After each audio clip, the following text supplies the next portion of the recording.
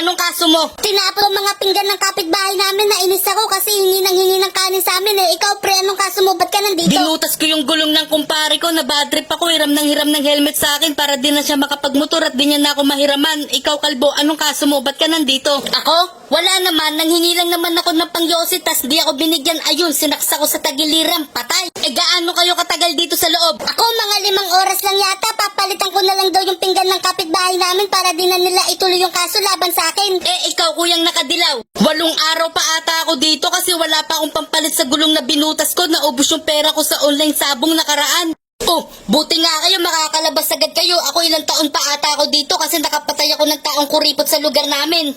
Ikaw sir, ano bang kaso mo? Bakit ka ba nandito sa loob ng kulungan? Bugok ka pala eh, malamang ako yung bantay dito.